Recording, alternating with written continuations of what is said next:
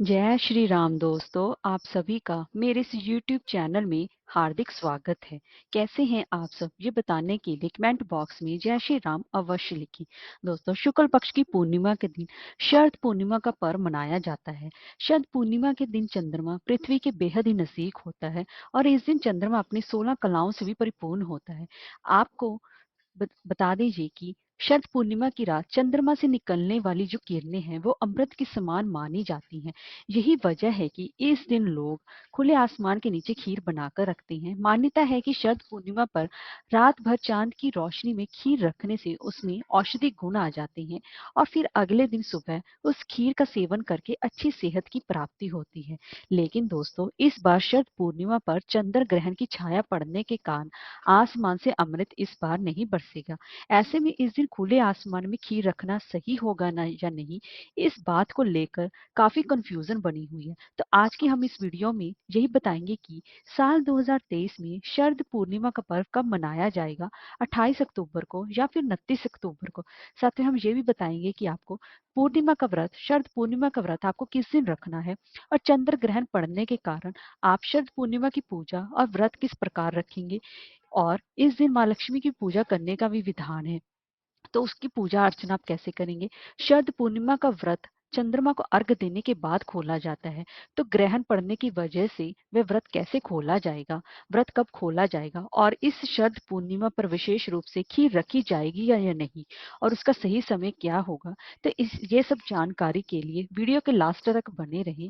अगर आपने अभी तक हमारे इस चैनल को सब्सक्राइब नहीं किया है तो जल्दी से सब्सक्राइब कर दें और इस वीडियो को लाइक कर ज्यादा से ज्यादा लोगों से शेयर करें। तो दोस्तों, हिंदू धर्म में, हमारे धर्म में शरद पूर्णिमा का विशेष महत्व माना जाता है, क्योंकि इसी शरद पूर्णिमा के दिन ही देवी लक्ष्मी सागर मंथन से प्रकट हुई थी। इसीलिए उनके ये प्रकट्य उत्सव के रूप में मनाया जाता है। और इस दिन लक्ष्मी देवी धरती पर भ्रमण करने के लिए भी आती हैं, क्योंकि इसीलिए इस रात देवी लक्ष्मी और भगवान विष्णु जी की विशेष रूप से पूजा अर्चना की जाती है, ताकि माँ लक्ष्मी की असीम कृपा बरसती है। और शरद पूर्णिमा के अवसर पर ही लोग, हम अपने घरों में सत्यनारायण भगवान की पूजा अर्चना भी करते हैं। और इसी दिन ही, शरद पूर्णिमा के दिन ही, भगवान श्री कृष्ण जी ने वृंदावन में महारास रचाया था।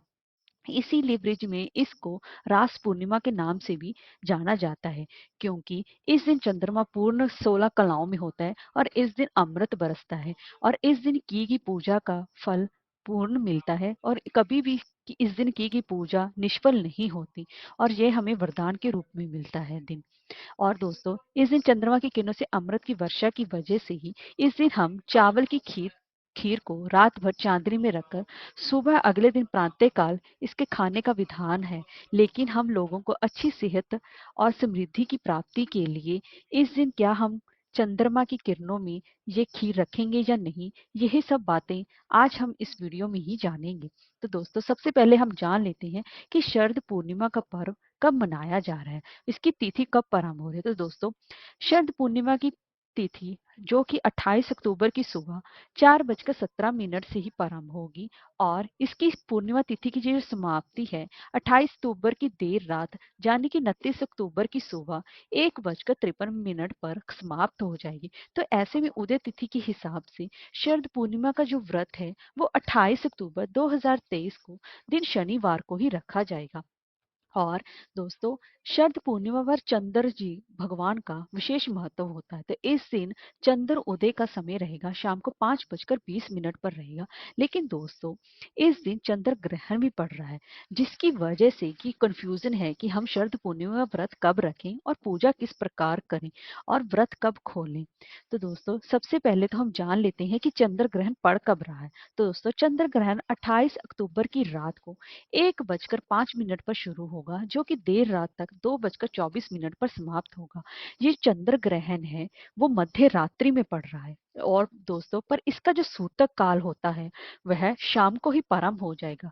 तो इसका सूतक काल 28 अक्टूबर को शाम को 4:05 पर ही प्रारंभ हो जाएगा, क्योंकि चंद्र ग्रहण का जो सूतक काल होता है वह 9 घंटे पहले प्रारंभ हो जाता है।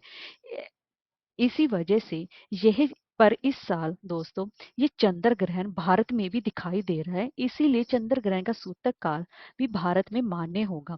इसलिए ऐसे में शरद पूर्णिमा के दिन ग्रहण पड़ने के कारण शरद पूर्णिमा पर जो भी हम पूजा अर्चना, जो भी सारे हमारे कार्यक्रम हैं, स्नान दान करना, सब कुछ करना, भगवान विष्णु जी की पूजा उपासना करना, माँ लक्ष्मी की उपासना करना, वह सब कार्य हम दिन में ही संपन्न किए जाएंगे।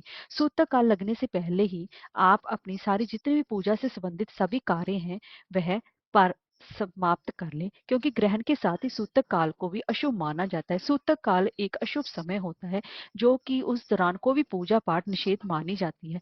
इस दिन दौरान भगवान की मूर्ति का स्पर्श भी वर्जित होता है और मंदिरों में कपाट बंद हो जाते हैं दोस्तों, और जो ग्रहण के समाप्त होने के बाद ही खुलते हैं। सूतक काल शुरू होते ही सभी मंदिरों के कपाट बंद हो जाएंगे। हम घर पर भी अगर भगवान जी की पूजा उपासना जो दिया बाती शाम को करते हैं वो भी नहीं किया जाएगा, क्योंकि सूतक काल लग चुका है। वैसे तो सूतक काल में खाने पीने के से भी पाबंदी लग जाती है।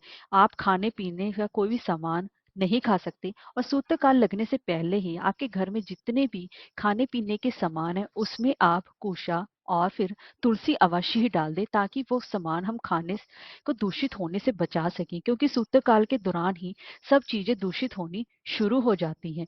और दोस्तों इसी वजह से ही शरद पूर्णिमा बनने वाली खीर भी इस साल मध्य रात्रि में नहीं बनेगी, क्योंकि बहुत से लोग जानना चाहते हैं कि आखिर इस दिन अगर लक्ष्मी पूजा होगी या नहीं।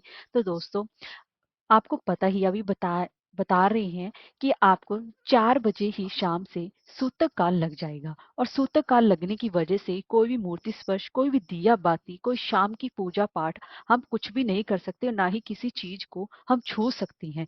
तो फिर हम आखिर पूर्णिमा का व्रत हम कब खोलेंगे, क्योंकि पूर्णिमा का व्रत तो चंद्रमा को अर्घ देने के बाद ही खोला जाता है। तो दोस्तों चंद्र ग्रहण पड़ने की वजह से कि हम चंद्रमा के दर्शन करना इस साल वर्जित होगा। अगर आपने सत्यनारायण भगवान की पूजा के निमित्त व्रत रखा है, तो आप अपना व्रत खोलने का सही समय रहेगा कि आप सूतक काल से 4 बजकर 4 मिनट के पहले से आप अपना व्रत खोल लें, और भगवान के सामने आप मूर्ति के सामने या किसी प्रतिमा के सामने नमस्तक होकर अपना व्रत कह दें, क्योंकि अब आपको पता है ये कि सूतक काल लगने वाला है, तो आप अपनी मन की इच्छा अनुसार उनको कहकर ये व्रत खोल सकती हैं। आपको ऐसा कोई भी दोष नहीं लगेगा। अगर आप चंद्रमा के दर्शन करके ही अपना व्रत खोलना चाहते हैं, तो आपको चंद्र ग्रहण समाप्त होने का इंतजार करना पड़ेगा। जब देर रात चंद्र ग्रहण समाप्त हो जाएगा, उसके बाद आप स्नान करने के बाद चंद्रमा के दर्शन कर सकती हैं और चंद्रमा को अर्घ देकर अपना व्रत खोल सकती हैं। ये आपके ऊपर डिपेंड करता है कि आप ग्रहण समाप्त होने के बाद व्रत खोलेंगे या फिर ग्रहण के सूतक काल लगने के पहले ही आप व्रत खोल लेंगे। दोस्तों इस बात का विशेष ध्यान रखें, सूतक काल लगने में सभी चीजें दूषित होनी शुरू हो जाती हैं, तो आप जितना हो सके सभी चीजों में कुशा और तुलसी अवश्य ही डाल दें। और गर्भवती महिलाएं इस ग्रहण के दौरान अपना विशेष रूप से ध्यान रखें। गर्भवती महिलाएं खाना वगैरह खा पी सकती हैं, सिर्फ सूतक काल में खा सकती हैं, ग्रहण के दौरान वो भी ना खाएं, क्योंकि उनके बच्चे को इससे थोड़ा खतरा हो सकता है। इस बात का विशेष ध्यान रखें। तो दोस्तों सत्यनारायण भगवान का व्रत भी हम इसी दिन ही 28 अक्टूबर को ही करेंगे, और कथा का आयोजन आप ग्रहण का सूतक काल लगने से पहले यानी कि शाम को 4 बजे से पहले ही आप कर लें। तो ये आपके लिए फायदेमंद रहेगा, क्योंकि 4 बजने के बाद आपकी पूजा पाठ का कोई भी मतलब नहीं रह जाएगा। इस बात का विशेष ध्यान रखें। और शरद पूर्णिमा पर जो हम स्नान दान करते हैं वो भी सुबह ही 28 अक्टूबर के दिन ही किया जाएगा। जो भी आपको स्नान पूजा पाठ करना है वो आप सूतक काल लगने से पहले पहले कर लें, और स्नान दान आप सुबह ही कर लें, और ये अपने सारे कार्य आप जितना हो सके 4 बजे से पहले पहले निपटा लें। तो और दोस्तों इस दिन हम शरद पूर्णिमा पर दिन खीर रखते हैं, तो हम खीर इस दिन रखी जाएगी तो नहीं रखी जाएगी। दोस्तों शरद पूर्णिमा के दिन हम खीर रखने का विधान है, लेकिन आपको पता ही है कि 4 बजे से उतना काल लग जाएगा। अगर ऐसे में आप खीर बनाकर रखते हैं तो वह दूषित हो जाएगी, क्योंकि आपको पता ही है कि सूतक काल एक अशुभ समय माना जाता है, कि उसमें सारी चीजें जो हमने रखी होती हैं वो दूषित हो जाएंगी। अगर हम खीर बना के भी रख दे पर उसको हम चांद की रोशनी में नहीं रख पाएंगे, क्योंकि चांद की रोशनी से तो अमृत बरसेगा नहीं, क्योंकि चंद्रमा ग्रहण है। अगर आप चांद की रोशनी में खीर ऐसे ही आप फिर भी बना के रखना चाहते हैं तो ये आपके स्वास्थ्य के लिए भी हानिकारक हो सकती है। अगर आप खीर बना के रखना ही चाहते हैं तो हम जान लेते हैं कि आखिर खीर रखने का सही समय क्या है। तो दोस्तों, आपके पास ऑप्शन है, पहला ऑप्शन तो आपके पास ये है कि आप इस साल खीर बनाएं ही ना, क्योंकि जो भी आप दूध से या चावल से खीर बनाएंगे, आप खीर 4 बजे से चाहे पहले भी खीर बना लें, तो उसको आप चंद्रमा की किरणों में नहीं रख पाएंगे। अगर चंद्रमा की किरणों में वैसे भी रख देंगे तो चंद्र ग्रहण के दौरान तो वो वैसे ही दूषित हो जाएगी, तो अगली सवेर आप उसका सेवन नहीं कर पाएंगे। तो ये तो एक ऑप्शन है कि आप इस साल खीर ना ही बनाएं। अगर आप फिर भी खीर बनाना चाहते हैं, आप फिर भी भगवान की कृपा पाना चाहते हैं, तो इसके लिए सबसे अच्छा, इसके लिए एक दूसरा ऑप्शन है कि आप जब चंद्रमा ग्रहण खत्म हो जाएगा, रात को 2:28 के बाद, जब 2:30 बजे चंद्रमा ग्रहण खत्म हो जाएगा, उसके बाद आप स्नान करें। और स्नान के बाद अपने घर को साफ सुथरा करें, पूजा को साफ सुथरा करें। उसके बाद आप जो दूध में पहले कुशा डाल रखी है वो तो दूध बच जाएगा। अब आप कुशा से उससे खीर बनाएं, अब आप उस दूध से खीर बनाएं। अब आप उसको खीर को खुले आसमान में रख सकते हैं और उसके बाद सुबह आप उठाकर आप सभी लोग घर के खा सकते हैं। या तो आप पहला ऑप्शन इस्तेमाल करें कि इस साल खीर ना ही बनाएं। अगर आप फिर भी खीर बनाना चाहते हैं तो दूसरा ऑप्शन है कि रात को 2:30 बजे के बाद ही आप स्नान दान करके फिर खीर बनाएं और फिर उसको माँ लक्ष्मी को भोग लगाकर अपने घर में सभी को दें। आपको जैसी इच्छा लगे आप वैसे उसके हिसाब से कर सकती हैं। तो दोस्तों, अगर आपको हमारी ये दी हुई जानकारी पसंद आई हो तो इस वीडियो को लाइक करें और चैनल को सब्सक्राइब करना ना भूलें। धन्यवाद।